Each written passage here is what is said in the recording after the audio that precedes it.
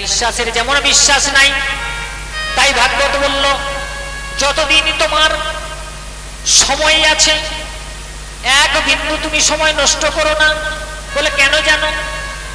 বলে আমরা হলো কলিহত জীব, আমরা হলো অন্নগত প্রাণ, জনিগত মন, আমরা হলো অহংকারী, আমরা হলো ক্রোধী, আমাদের মধ্যে আছে হিংসা। বলে কেন?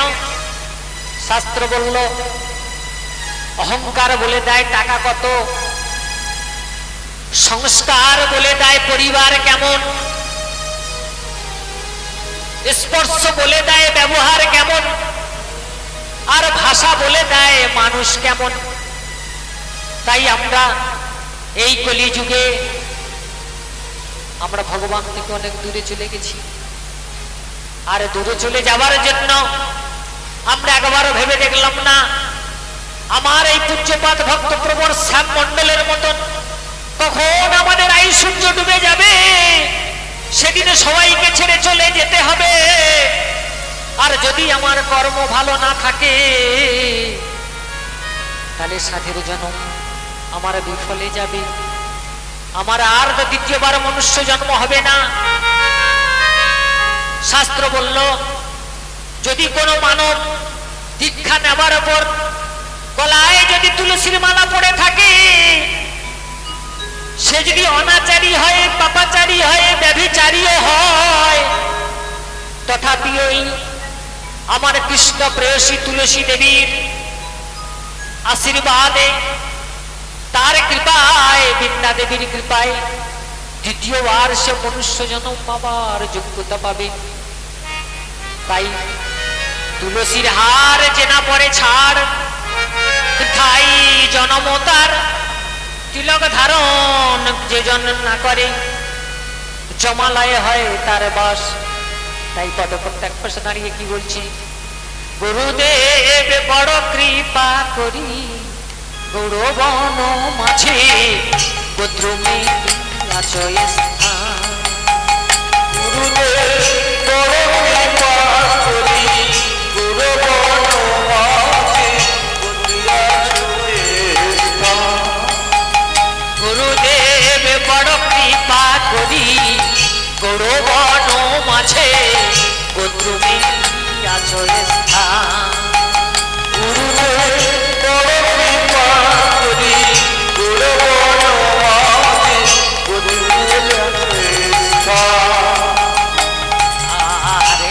দিলা প্রভু এই ব্রজে বসি হরি নাম তুমি গা।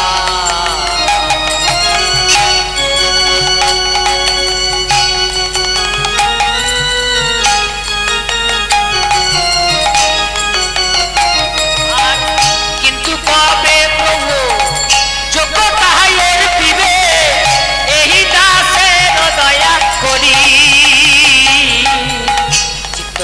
হবে সকল সহিব একান্তে ভজিব।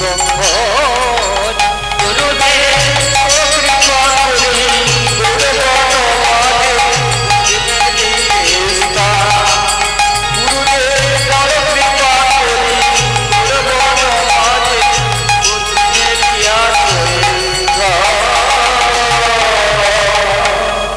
তাই হে গুরুদেব তুমি বড় কৃপা করে এই ভারতবর্ষের গোত্রমে আমাকে কি করেছো? জন্ম দিয়েছ।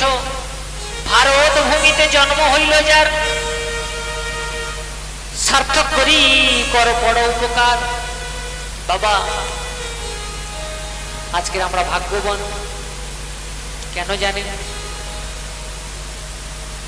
ইংল্যান্ড আমেরিকা হলো অর্থনীতিতে অনেক বড়, ভারতবর্ষ হলো পরমাণুতে অনেক বড়। এই ভারতবর্ষের মাটিতে এসেছে রামচন্দ্র, এসেছে কৃষ্ণ, এসেছে বুদ্ধদেব, এসেছে রামকৃষ্ণ, এসেছে সপ্ত ঋষির এক ঋষি স্বামী বিবেকানন্দ। তাই এই ভারতবর্ষের মাটিতে আজকের আমরা ধুতি ছেড়ে প্যান্ট শার্ট পরেছি, আর পাশ্চাত্য দেশের মানুষেরা তারা প্যান্ট শার্ট ছেড়ে তারা ধুতি পরে আজকে মায়াপুর নবদ্বীপে গড়াগড়ি দেয়, তারা যখন প্লেন থেকে নিচে নামে মাথাটা মাটিতে ঠেকিয়ে দিয়ে বলি, ওগো ভারত মাতা, তোমার বক্ষে আমার ভগবান শ্রীকৃষ্ণ আমার রামচন্দ্রের চরণ ধুলি লুটাই আছে, তাই তোমাকে আমি প্রথমে প্রণাম করি। আর আমরা যারা ভারতবর্ষের বাঙালি, পশ্চিমবঙ্গের বাঙালি, তারা আমরা ভগবানকে কোনোদিন নিজে আপন করে নিতে পারলাম না, আমরা কোনোদিন ভালোবাসার মতো বাঁচতে পারলাম না, আর ডাকার মতো ডাকতে পারলাম না। তাই আমার ভগবান বললেন, ওরে বলে এই জগতে যারা দু নয়ন জলে একবার আমাকে ডাকি, তার কাছে আমি বিক্রি হয়ে যাই। আমাকে মন্ত্রে তন্ত্রে সবাই ডাকি,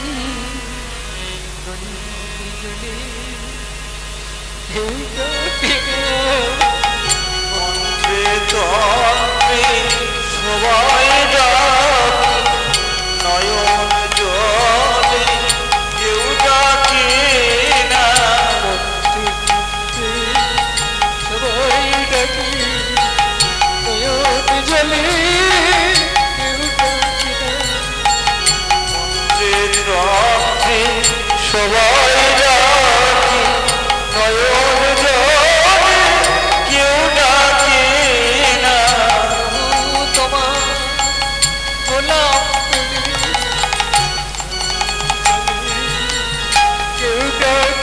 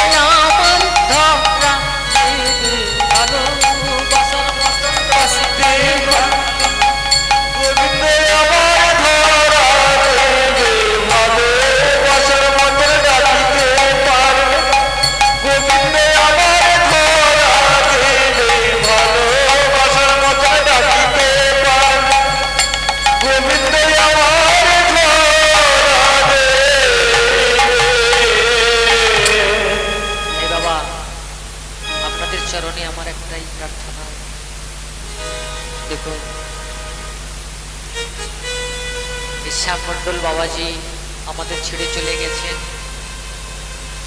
আমি আপনাদের কাছে একটা প্রার্থনা জানাবো এই ব্যাসপীঠ আসন থেকে। আমার জানা নেই ওনার কোনো ছেলে মেয়ে আছে কি, যদি ওনার ছেলে মেয়ে থাকে আমার এই অধমের কথাটা একটু কর্ণপাত করবেন। 1 বছর যাবৎ আপনারা যারা ওনার স্ত্রী আছেন, যে স্ত্রী আছেন, যে ছেলে বা মেয়ে আছেন, যদি সম্ভব হয় এটা আমার নিবেদন, আপনারা অনেক উচ্চ মার্গের ভক্ত, 1 বছর যাবৎ একাদশী ব্রত পালন করবেন। বলবে কেন করব? যখন কেউ মারা যায় আমাদের এই আত্মাকে 13 দিনের মাথায় যমদূতরা নিয়ে চলে যায় যমলোকে। সে ভালো হোক, খারাপ হোক, পুণ্যবান হোক, সুকৃতিবান হোক, সেই আত্মাকে যমলোকে নিয়ে গিয়ে যেমন ভাবে কম্পিউটারে আমরা ছবি দেখি, আমার জীবনে কি কর্ম করেছি সেই ছবি আমাকে দেখানো হবে। আমার এই বিচার ব্যবস্থাকে রেডি করতে 1 বছর টাইম লাগে, যেটা দেবতাদের হয় একদিন, আমাদের হয় 365 দিন। এই 1 বছর যাবত ফাইল রেডি করতে সময় যাবে, তারপরে এই ফাইল যমরাজের দরবারে গিয়ে বিচার হবে। তুমি জীবনে কতটা ভালো কাজ করেছো, তুমি জীবনে কতবার সাধুগুরু বৈষ্ণবকে সেবা করেছো, কতবার সাধুগুরু বৈষ্ণবের চরণ ধুলি মাথায় নিয়েছো, তুমি তৃষ্ণার্তকে জলদান করেছো কি, ক্ষুধার্তকে অন্নদান করেছো কি, তুমি জীবনে একাদশী ব্রত পালন করেছো কি, তুমি জন্মাষ্টমী, রাধাষ্টমী, গৌর পূর্ণিমা পালন করেছো কি? সেখানে বাবা হিসাব হবে। আপনি জীবনে কতটা কপটতা করেছেন, কতটা মানুষের প্রতি হিংসা করেছেন, কতটা ক্রোধ দেখিয়েছেন, কতটা ভালোবাসা দিয়েছেন, সমস্ত হিসাব নিকাশ এই যমরাজের দরবারে হবে। আর এই 1 বছর যাবত ফাইল রেডি করার ফাঁকে যদি তার স্ত্রী এবং পুত্র কন্যা একাদশী ব্রত করে, যদি সেই বাবাজির কোনো অপরাধ থাকে, তাহলে সেই অপরাধ খানিকটা হলেও কমে যাবেন। তাই গৌর সীতানাথ কৃষ্ণ প্রেমানন্দে হরি হরি বল। তাই বাবা আপনাদের চরণে এই প্রার্থনা জানালাম, আপনারা দয়া করে একাদশী ব্রত করবেন। আর যারা এখানে উপনীত আছেন, যারা করেন তাদের কথা বলবো না, যারা করেন না কেন একাদশী করবেন বাবা? একাদশী ব্রত যদি আপনি করেন, আপনার জীবনে যত পাপ রাশি আছে সমস্ত পাপ রাশি ডিলিট হয়ে যাবে। একমাত্র সনাতন ধর্মে এই পাপকে দূরীভূত করার জন্য একাদশী থেকে দ্বিতীয় কোনো পন্থা নাই, শাস্ত্রে বলেছেন। তাই বাবা আজকের আমরা দীক্ষা নেওয়ার পরে আমাদের গুরুদেবের সান্নিধ্যে আমরা যাই না। মনে রাখবেন, মানুষ জন্ম নিলেই মানুষ হয় না, তার যদি প্রেম ভক্তি জ্ঞান বিবেক বৈরাগ্য চেতনা না জন্মায়, সে তো মানুষ হতে পারে না। বলে কেন? বলে জ্ঞান হয় 3 রকমের, একটা হলো নৈতিক জ্ঞান, একটা হলো প্রাথমিক জ্ঞান, আর একটা হলো আধ্যাত্মিক জ্ঞান। প্রাথমিক জ্ঞান আসে আমাদের পিতা মাতার কাছ থেকে, নৈতিক জ্ঞান আসে আমাদের স্কুল কলেজ ইউনিভার্সিটি থেকে, আর আধ্যাত্মিক জ্ঞান আসে আমাদের সাধু গুরু বৈষ্ণব ব্রাহ্মণ গুরুদেবের কাছ থেকে। তাই আমাদের এই জগতে এমন বান্ধব কি আছে? ফুল তো হাজার ফোটে শাখায় শাখায়, সবাই তো দেবতার পড়াশোনা পায়। ফুল গাছে থাকে, ফুলকে চয়ন করে যদি ভগবানের চরণে না দেওয়া যায়, ফুল তো চরণে যেমন যেতে পারে না। ঠিক আমাদের এই সংসার দেহবৃক্ষের সংসার দেহবৃক্ষের আমরা একটা ফুল, আর আমাদের এই ফুলকে যখন আমাদের গুরু সাধু গুরু বৈষ্ণব যখন ভগবানের চরণে আমাদেরকে অর্পণ করে দেয়, তখন আমরা ভগবানের চরণে যেতে পারি, নতুবা কিন্তু যেতে পারি না। বাবা মনে রাখবেন, আপনি যদি ভগবানের চরণে যেতে না পারেন, কি ক্ষতি হবে জানেন? পুনরূপী জনমম পুনরূপী মরণম পুনরূপী মাতৃজঠরে শয়নম। বারবার এই পৃথিবীতে আসতে হবে আর বারে যেতে হবে। আপনারা বলবেন এইরকম কথা তো বারে বারে শুনি, এর কোনো সত্যতা প্রমাণ আছে?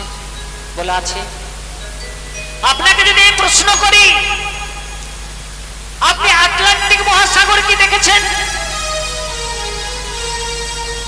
আপনি আমেরিকার সেই শহরে কি ঘুরেছেন?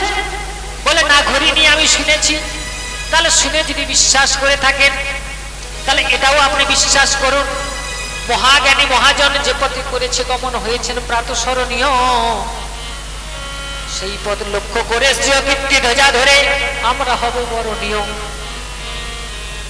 এই পৃথিবীতে কত সাধু গুরু বৈষ্ণব ঋষি মুনি এসেছে, তারা কি মিথ্যা হয়ে যাবে? সূরদাস অন্ধ ছিল, জন্মান্ধ, কিন্তু সূরদাস যখন মন্দিরে আমার ভগবানকে সেবা লাগানো হতো, সেবা লাগিয়ে পর্দা দিয়ে দেওয়া হতো, পর্দা দেওয়ার পর সূরদাসকে বলা হতো, হে সূরদাস, আজকের ভগবান কেমন পোশাক পরেছে তুমি বলো। আমার সূরদাস একের পর এক কেমন পোশাক পরেছেন, কি মালা পরেছেন, কেমন চূড়া পরেছেন, সব বলে দিতেন। তাহলে কি আপনি এটা অবিশ্বাস করবেন? আপনি কি অবিশ্বাস করবেন? আকবর যে সম্রাট ছিল, তার স্ত্রী ছিল তাজ বেগম। এই তাজ বেগম আমার গিরিধারের রূপকে দেখে বিমোহিত হয়ে তার স্বামীকে বলেছিল, আমি আর থাকতে পারছি না, তুমি বৃন্দাবনে আমাকে নিয়ে চলো, আমি সেই গিরিধারের রূপকে দেখতে চাই। সেই তাজ বেগম আমার ভগবানের রূপকে দেখে বিমোহিত হয়ে গিয়েছিলেন। আপনি কি বিশ্বাস করবেন? আপনি কি বিশ্বাস করবেন যে সুদামার স্ত্রী ছিল মাধবী? যখন বিয়ে হয়ে চলে আসছে, তখন তার মা বলেছিল, ওরে মাধবী, তুই বৃন্দাবনে যাচ্ছিস, বৃন্দাবনে একটা কালো ছড়া বলে একটা ছড়া আছে, সে যদি তোকে একবার দেখে নাই, তোকে সংসার করতে দেবে না, তুই কোনোদিন তাকে মুখ দেখাবি না, তার সঙ্গে কথা বলবি না। আর আমার ভগবানের সখা হলো সুদামা। আর সুদামা যখন শ্বশুর বাড়ি থেকে তার স্ত্রী মাধবীকে নিয়ে এসেছে, আমার ভগবান ছুটে গিয়ে বলে, ওরে সুদামা, আমি তোর স্ত্রীর একটু মুখটা দেখতে চাই। বলে, ঠিক আছে, যা, ওই গাড়িতে বসে আছে, গিয়ে মুখটা দেখে নেই। যখন সুদামা স্ত্রী মাধবীর কাছে গেছে, মাধবী এরকম ধরে মুখটা ঢেকে নিয়েছে। আমার কৃষ্ণ বলে, তোমার মুখটা আমি একটু দেখতে চাই, দেখাও। মাধবী তাকে দেখালো না। আমার কৃষ্ণ তার পায়ে ধরে বলেছিল, তোমার মুখটা আমাকে একবার দেখাও। বলে যে মুনি ঋষি যোগী আমাকে দেখার জন্য লক্ষ লক্ষ বছর, কোটি কোটি বছর ধ্যানে থাকে, যোগীরা যারা আমাকে যোগে পায় না, সেই ব্রজেন্দ্র নন্দন সচ্চিদানন্দ রূপায় বিশ্বত্তা দিহে তবে তাপত্রয়ে বিনাশায় শ্রীকৃষ্ণায় বয়ং নমঃ, যিনি হলেন সৃষ্টি স্থিতি লয়ের কারণ, যার এক বিন্দুতে এই ত্রিজগৎ প্লাবিত হয়ে যেতে পারে, সেই ভগবান মাধবীর চরণ ধরে বলে, তোমার মুখটা আমাকে একবার দেখাও। না, আমি তোমাকে মুখ দেখাবো না। তখন কৃষ্ণ বলেছিল, ওগো মাধবী, তুমি যখন আমাকে মুখ দেখালে না, মনে রেখো, তুমি কাঁদতে কাঁদতে তুমি যদি পাগল হয়ে যাও, তুমি যদি নাছড়া বন্ধা হও, তথাপি তুমি আমার মুখ কোনোদিন দেখতে পাবে না, আমিও প্রতিজ্ঞা করলাম। সেই মাধবী যখন বৃন্দাবনে তার সখীদের কাছ থেকে শুনেছে, কি শুনেছে? বলে, কৃষ্ণ খুব ভালো, কৃষ্ণ ব্রজেন্দ্র নন্দন, কৃষ্ণকে একবার দেখলে আর নয়ন ফেরানো যায় না। তখন এক সখী আর এক সখী দেখে বলে, কাপুচস্রে সখী আনন্দর মন মন্দিরে মাধব মোর, সে যে নীতি নীতি নতুন হয়, সে যে অনুভবময় সখীরে, প্রাণ সখীরে, সে যে অনুভবময়। বলে যে কৃষ্ণকে দেখলে একবার নয়নে ফেরানো যায় না, সে কৃষ্ণ কেমন জানিস? তখন এক সখী আর এক সখীকে দেখে বলে, সখী, সে হরি কেমনে যার নাম শুনে প্রেম জাগে দু নয়নে